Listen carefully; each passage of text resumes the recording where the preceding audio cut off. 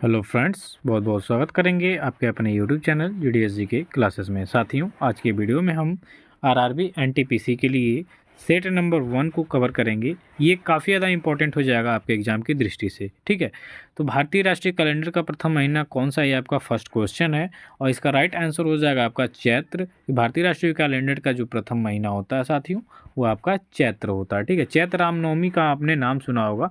यही हिंदुओं का जो होता है भारतीय कैलेंडर का, यही प्रथम माह माना गया है। ठीक है, तो यहाँ पे आपका बी ऑप्शन करेक्ट हो जाएगा। देखिए, वीडियो पसंद आए तो लाइक कमेंट शेयर करिएगा, चैनल को सपोर्ट करिएगा। ठीक है साथियों, नेक्स्ट क्वेश्चन की बात कर लेंगे। खेल प्रशिक्षकों के लिए द्रोणाचार्य पुरस्कार किस वर्ष स्थापित किया गया? सबसे पहले यहाँ पे समझिएगा, खेल प्रशिक्षकों को कौन सा पुरस्कार दिया जाता है? द्रोणाचार्य पुरस्कार। यह आपसे क्वेश्चन में आता है कि द्रोणाचार्य पुरस्कार किस क्षेत्र में दिया जाता है। तो ये जो कोच होते हैं, यानी कि खेल प्रशिक्षक होते हैं, ठीक है, उनको दिया जाता है। तो इसकी स्थापना पूछ रहा है कि कब हुआ था, तो 1985 में, 1985 में इसकी स्थापना होती है खेल प्रशिक्षकों के लिए द्रोणाचार्य पुरस्कार की। तो यहाँ पे आपका सी ऑप्शन करेक्ट हो जाएगा। अगर जो आप हमारे साथ जुड़ना चाहते हैं पीडीएफ के लिए, तो आप टेलीग्राम चैनल पे जाइएगा और वहाँ पे जीडीएस जीके क्लासेस करके सर्च करिएगा।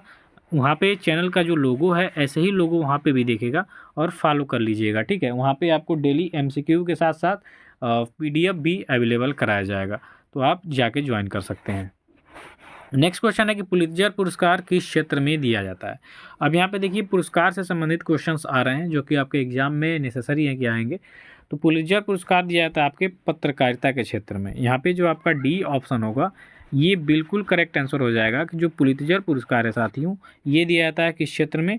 तो पत्रकारिता के क्षेत्र में। नेक्स्ट क्वेश्चन है, ज्ञानपीठ पुरस्कार प्राप्त करने वाली पहली महिला कौन थी? तो ज्ञानपीठ जो पुरस्कार है, इसको प्राप्त करने वाली जो पहली महिला थी, इनका नाम था साथियों आशापूर्णा देवी। तो आप यहाँ पे ए ऑप्शन को करेक्ट करिएगा कि ज्ञानपीठ पुरस्कार प्राप्त करने वाली जो प्रथम महिला थी, इनका नाम था आशापूर्णा देवी। इसके बाद हिंद स्वराज पुस्तक के लेखक कौन है? तो हिंद स्वराज पुस्तक के लेखक की बात करेंगे तो हो जाएंगे आपके महात्मा गांधी। यहाँ पे आपका जो बी ऑप्शन होगा, ये करेक्ट हो जाएगा कि हिंद स्वराज पुस्तक के जो लेखक हैं साथियों, ये इनका नाम क्या हो जाएगा? महात्मा गांधी जी हैं। ये काफ़ी इंपॉर्टेंट क्वेश्चन भी हो जाएगा, वेरी इंपॉर्टेंट कर लीजिएगा। ठीक है, इसके बाद चलिए, अनहैप्पी इंडिया पुस्तक किसकी रचना है? इसको भी आप वेरी वेरी इंपॉर्टेंट करिए, ऐसे क्वेश्चन आते हैं आपके एग्जाम में। तो अनहैप्पी इंडिया पुस्तक की बात कर लेंगे तो ये आपकी लाला लाजपत राय के द्वारा लिखी गई पुस्तक है। यहाँ पे आपका जो ऑप्शन नंबर सी है, ये बिल्कुल करेक्ट हो जाएगा।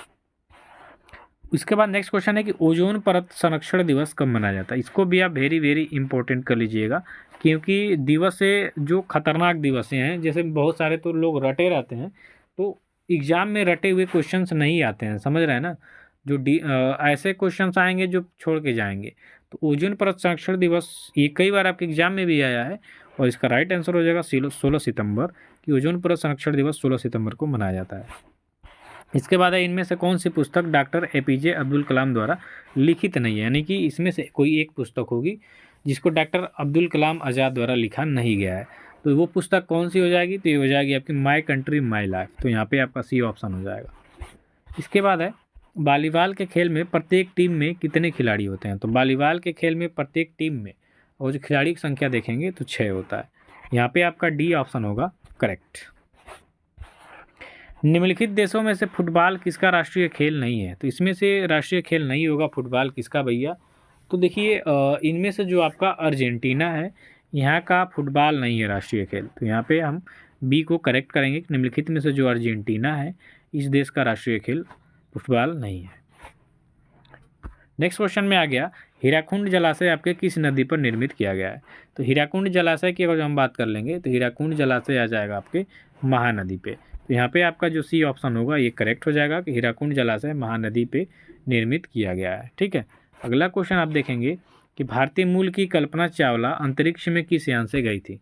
देखिए, भारतीय मूल की जो कल्पना चावला थी, अंतरिक्ष में गई थी, रिकॉर्ड भी बनाया था, लेकिन वहाँ से आते वक्त पृथ्वी की कक्षा में प्रवेश किया तो वहाँ से इनके विमान को मतलब क्रैश हो गया था और इनकी मृत्यु हो गई थी। तो जो जिस यान से ये गई थी, उस यान का नाम था कोलंबिया। यहाँ पे आपका डी ऑप्शन करेक्ट हो जाएगा। इसके बाद है कि निम्नलिखित में से किसमें एथेनोइक एसिड होता है? तो एथेनोइक एसिड की बात करेंगे तो एथेनाइक एसिड होता है आपके सफ़ेद सिरका में। ठीक है, वाइट विनेगर में आपका एथेनोइक एसिड होता है। नेक्स्ट हो जाएगा, फ्लेमिंग के बाएं हाथ के नियम में कौन सी उंगली वर्तमान की दिशा दिखाती है? तो फ्लेमिंग के जो बाएं हाथ के नियम में वर्तमान की दिशा दिखाने वाली उंगली है वो आपकी बीच की उंगली होती है। तो यहाँ पे आपका ऑप्शन नंबर ए बिल्कुल करेक्ट हो जाएगा। नेक्स्ट है, एम्पियर क्या मापने की इकाई हो जाएगी? तो एम्पियर की अगर जो हम बात कर लेंगे तो एम्पियर हो जाएगा विद्युत धारा का इकाई होता है भैया, ठीक है। तो आप यहाँ पे डी ऑप्शन को करेक्ट करेंगे। इसके बाद है, प्रत्यावर्ती धारा को दिष्ट धारा में किसके द्वारा बदला जाता है? तो प्रत्यावर्ती धारा को दिष्ट धारा में जो बदला जाता है वो बदला जाता है आपके रेक्टिफायर के द्वारा। तो यहाँ पे आपका बी ऑप्शन करेक्ट हो जाएगा। प्रतिरोध का मात्रक आपको बताना है, तो प्रतिरोध का मात्रक सभी लोग बता लेंगे, जो ओम होता है ये आपके प्रतिरोध का मात्रक होता है। सी ऑप्शन हो जाएगा यहाँ पे। इसके बाद है, ओम का नियम क्या परिभाषित करता है? तो ओम का नियम जो परिभाषित करता है वो आपका धारा और वोल्टता दोनों है, ठीक है। ओम का जो नियम होता है धारा और वोल्टता दोनों को परिभाषित करता है। नेक्स्ट है, आधुनिक आवर्त सारणी में कार्बन से पहले कौन सा तत्व आता है? तो आधुनिक जो आवर्त सारणी है इसमें आप देखेंगे तो कार्बन से पहले जो तत्व आता है उसका नाम क्या हो जाएगा? बोरोन। तो यहाँ पे आपका ऑप्शन नंबर ए करेक्ट हो जाएगा। नेक्स्ट है, कौन सी धातु अपने ऑक्साइड से रक्षित होता है? तो अपने ऑक्साइड से रक्षित होने वाली धातु कौन सी हो जाएगी? तो ये आपका एल्यूमिनियम हो जाएगा। हम यहाँ पे बी ऑप्शन को सही करेंगे। नेक्स्ट क्वेश्चन है कि विश्व का एकमात्र तैरता डाकघर किस झील पर स्थित है? तो विश्व का एकमात्र तैरता डाकघर इसकी बात कर लेंगे तो ये आपके लोकटक झील में हो जाएगा। लोकटक झील की बात करेंगे तो आपकी इसकी स्थिति हो जाएगी आपके मणिपुर में, ठीक है। विश्व का एकमात्र तैरता डाकघर लोकटक झील। नेक्स्ट है, भारत की प्राचीन जो सर्वाधिक प्राचीन लिपि है उसका नाम बताना है आपको। तो ये आपकी ब्राह्मी लिपि हो जाएगी। जो ब्राह्मी लिपि आप जानते हैं ये भारत की सर्वाधिक प्राचीन लिपि में से एक है। तो आप यहाँ पे बी ऑप्शन को करेंगे। नेक्स्ट है, कौन सी भाषा देव भाषा है, यानी देवताओं की भाषा इसमें से कौन सी हो जाएगी? तो आप देखे होंगे संस्कृत को कहा गया है, ठीक है। संस्कृत देव भाषा है। यहाँ पे आपका जो देवताओं द्वारा निकली हुई भाषा कहते हैं इसको, ये हो जाएगा यहाँ पे आपका ए ऑप्शन। इसके बाद है, इंदिरा गांधी राष्ट्रीय मानव संग्रहालय कहाँ पे है? तो इंदिरा गांधी राष्ट्रीय मानव संग्रहालय की बात कर लेंगे तो ये आपका हो जाएगा भोपाल में। ऑप्शन नंबर सी यहाँ पे करेक्ट हो जाएगा। इसके बाद है, मुसलमानों का पवित्र शहर मक्का किस देश में स्थित है? तो मुसलमानों का जो पवित्र शहर मक्का है ये आपके सऊदी अरेबिया में है। तो यहाँ पे आपका डी ऑप्शन करेक्ट हो जाएगा कि मुसलमानों का जो पवित्र शहर मक्का है ये आपके सऊदी अरब में स्थित है, ठीक है। ये देखिए ये भी इम्पोर्टेंट क्वेश्चन हो जाएगा, ठीक है। पैगंबर मोहम्मद साहब ने इस्लाम धर्म की स्थापना की थी, ठीक है। तो मुसलमानों का जो पवित्र शहर है मक्का ये आपके सऊदी अरब में है। स्टैचू ऑफ लिबर्टी कहाँ पे है? स्टैचू ऑफ लिबर्टी और स्टैचू ऑफ, याद रखिएगा, स्टैचू ऑफ यूनिटी, ठीक है। स्टैचू ऑफ यूनिटी की बात करेंगे तो ये सबसे ऊंची है, ठीक है। और स्टैचू ऑफ लिबर्टी की बात करेंगे तो ये आपके न्यूयॉर्क में स्थित है। तो यहाँ पे आपका ऑप्शन नंबर बी हो जाएगा करेक्ट।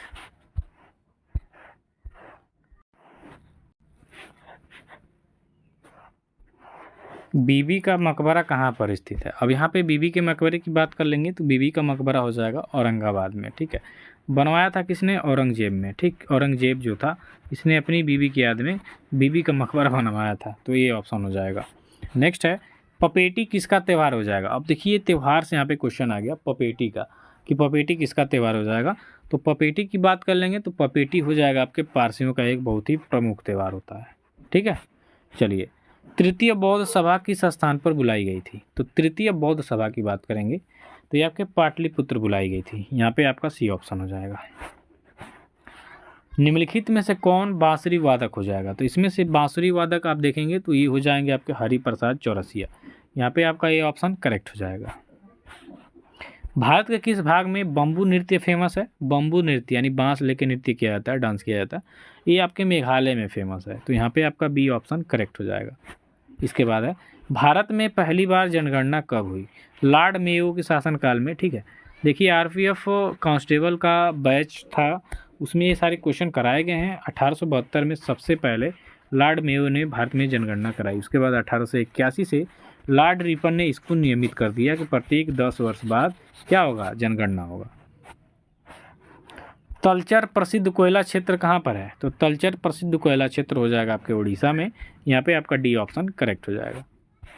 भारतीय दलहन शोध संस्थान कहाँ पे स्थित है? तो ये आपके कानपुर में हो जाएगा। यहाँ पे आपका बी ऑप्शन हो जाएगा।